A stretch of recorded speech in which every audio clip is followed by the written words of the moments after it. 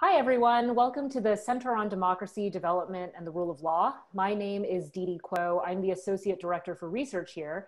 Every year, the CDDRL welcomes a class of postdoctoral fellows who have recently completed their dissertations on something relating to democracy and development.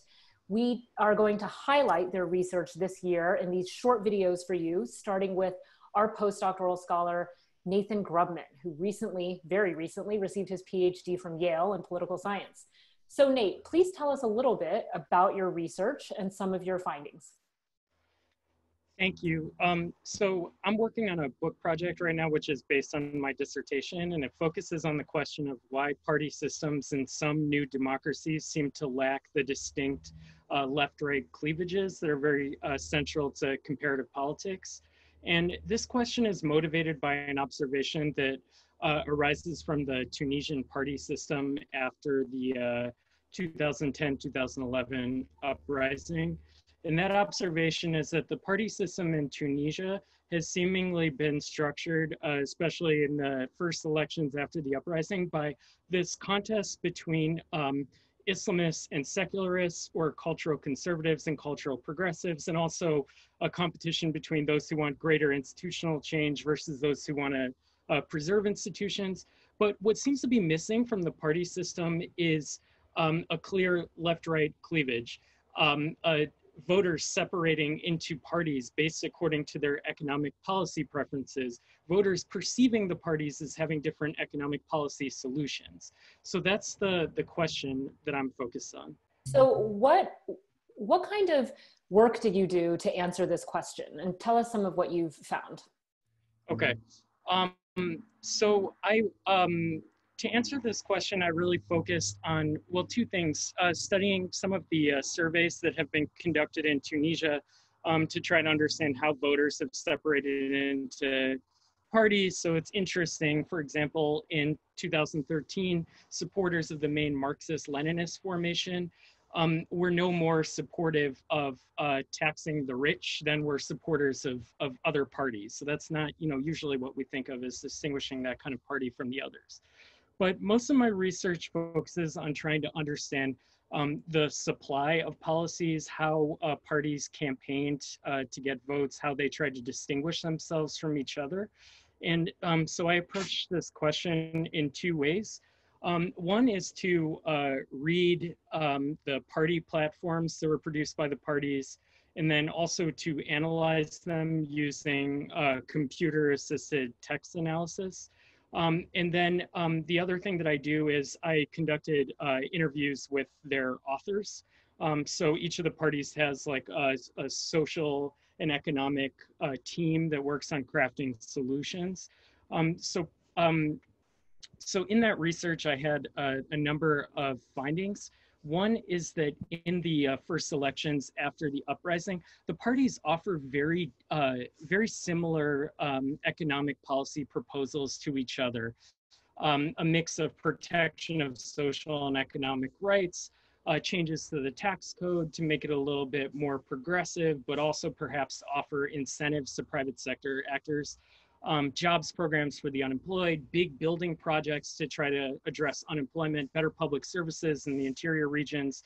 And then most of the parties promise some sort of private sector-led economic transformation that will reorient Tunisia's economy around knowledge, services, information, technology.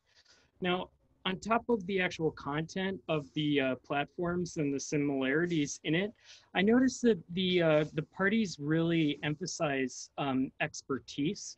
So the Islamist party, the main Islamist party in 2011, when it revealed its platform, it really emphasized that platform had been created by 182 experts working together. Its main competitor also said that it had hundreds of experts, many of them independent from the party, working on the platform.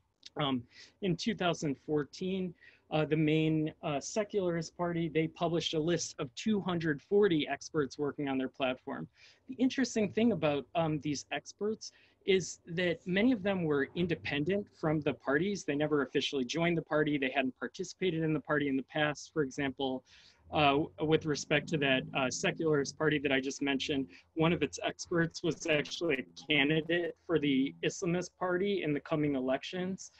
And they often had a little bit of a contentious relationship with members of the party. So the solutions that they were able to adopt weren't necessarily embraced wholeheartedly by the party.